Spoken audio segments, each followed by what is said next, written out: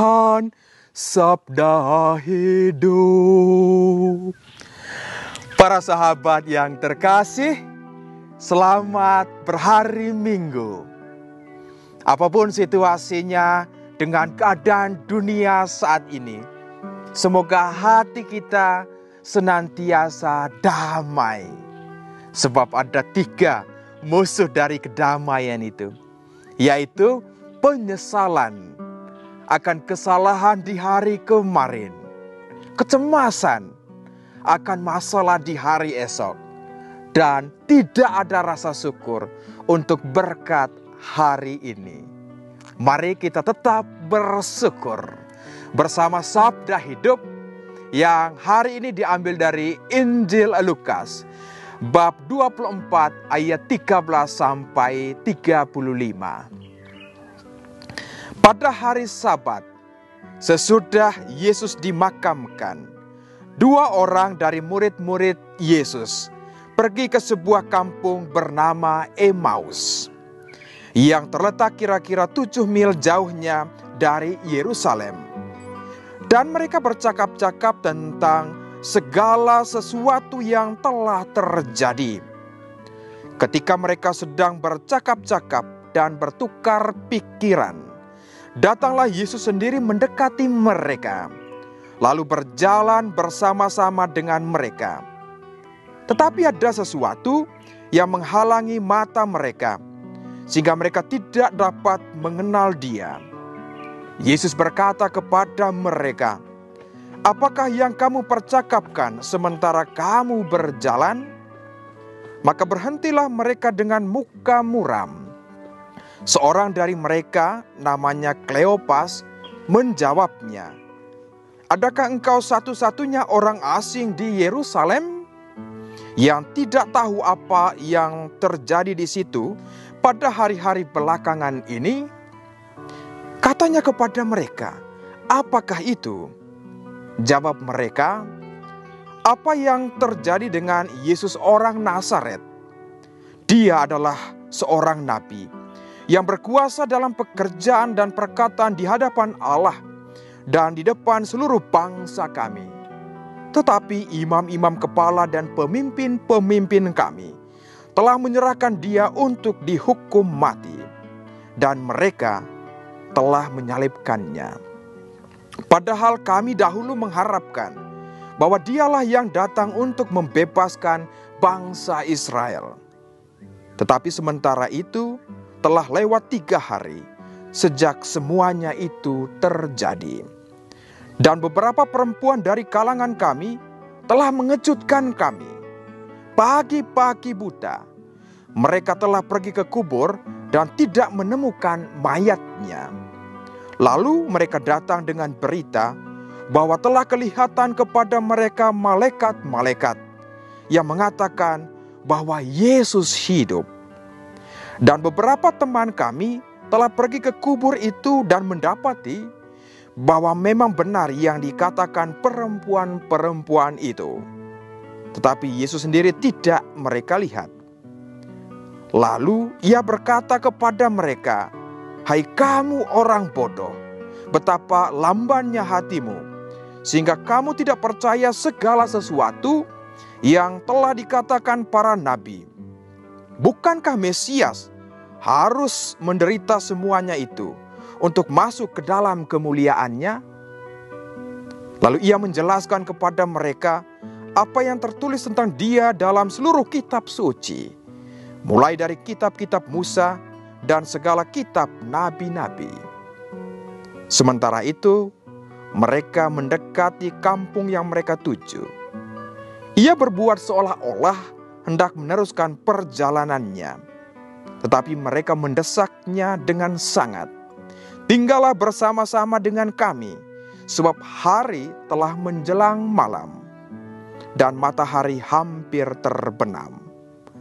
Lalu masuklah Ia untuk tinggal bersama-sama dengan mereka. Waktu duduk makan dengan mereka, Ia mengambil roti, mengucap berkat, lalu memecah-mecahkan roti itu dan memberikannya kepada mereka. Ketika itu terbukalah mata mereka dan mereka pun mengenal Dia. Tetapi Yesus lenyap dari tengah-tengah mereka. Kata mereka seorang kepada yang lain, "Bukankah hati kita berkobar-kobar ketika Ia berbicara dengan kita di tengah jalan, dan ketika Ia menerangkan kitab suci kepada kita?" Lalu bangunlah mereka dan langsung kembali ke Yerusalem. Di situ mereka mendapati ke-11 murid. Mereka sedang berkumpul bersama teman-teman mereka. Kata mereka kepada kedua murid itu, "Sungguh Tuhan telah bangkit dan telah menampakkan diri kepada Simon." Lalu kedua murid itu pun menceritakan apa yang terjadi di tengah jalan dan bagaimana mereka mengenal Yesus pada waktu Ia memecah-mecahkan roti.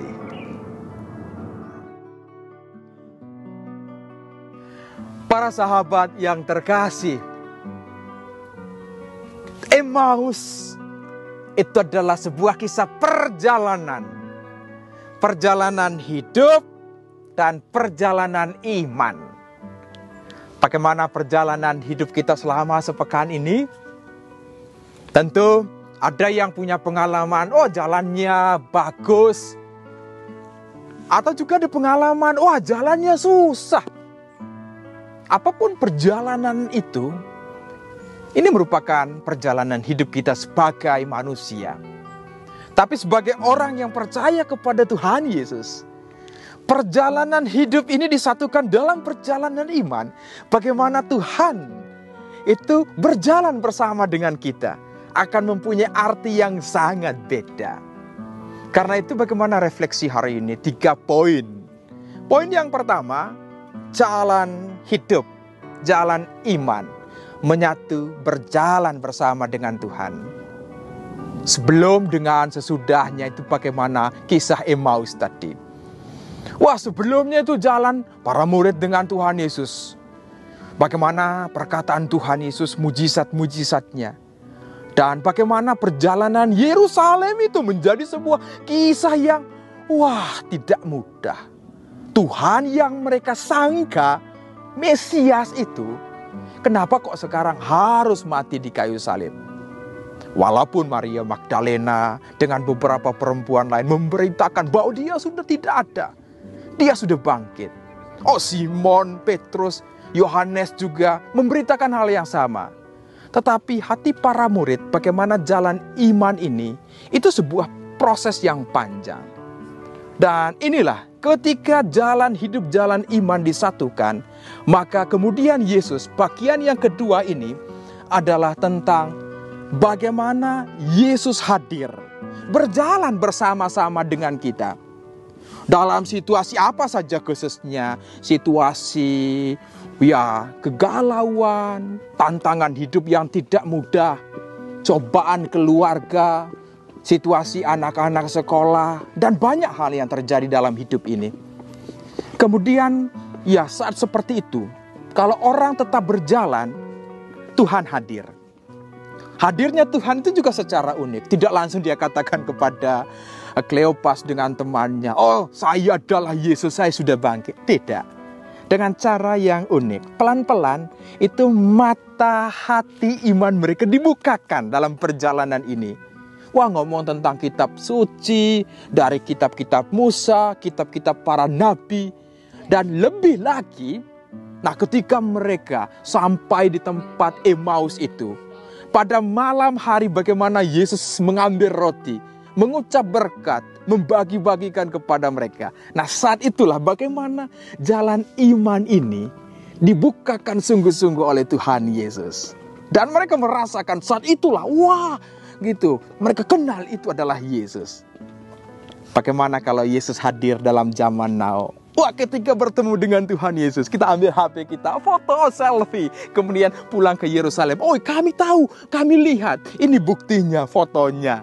Tiba-tiba fotonya hilang karena Yesus sudah bangkit. Tapi konteksnya tentu berbeda. Yang paling utama bagaimana dalam jalan iman ini, Yesus berjalan bersama-sama dengan kita. Bagian yang ketiga Dari perjalanan ini kita melihat bagaimana kita setelah kita merasa hati kita seperti panas, nyala api, sukacita, semuanya itu haleluya, kita gembira dan kita pergi kemana-mana untuk mewartakan. Dan inilah persiapan untuk masuk kepada Pentakosta itu sendiri. Bagaimana Roh Kudus itu masuk dalam kehidupan kita. Kita berbicara dalam bahasa Tuhan sendiri dan kehidupan kita menjadi saksi. Bagaimana kedua murid tadi?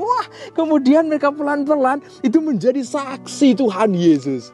Dan inilah bagaimana kesaksian mereka pergi. Tetapi tidak lupa untuk senantiasa mengundang Yesus masuk ke dalam rumah, masuk ke dalam hati mereka. Situasi sekarang juga itu situasi di mana kita berada dalam rumah lockdown karena COVID-19 ini. Ini kesempatan sebuah retret agung. Emmaus dalam rumah hati masing-masing. Bagaimana mengundang Tuhan tinggal bersama-sama dengan kita, merasakan bahwa Tuhan ada, tinggal, menyatu dan memberkati perjalanan hidup kita. Karena itu tidak hanya buka mata fisik kita saja, tapi lebih kepada mata rohani. Ketika kita menyatu dan Tuhan menyatu kita, maka kemudian bagaimana tadi perjalanan hidup, perjalanan iman itu menyatu bersama dengan Tuhan. Itu menjadi sebuah perjalanan penuh berkat. Walaupun salib kita terima. Dan berkat Tuhan itu tidak pernah terbatas. Kehadirannya, sapaannya, itu senantiasa Dia berikan untuk kita semua. Mari tetap berjalan, melangkah dengan sabda Tuhan, dengan ekaristi, dan tentu dengan Tuhan sendiri. Tuhan Yesus memberkati, Bunda Maria merestui. Amin.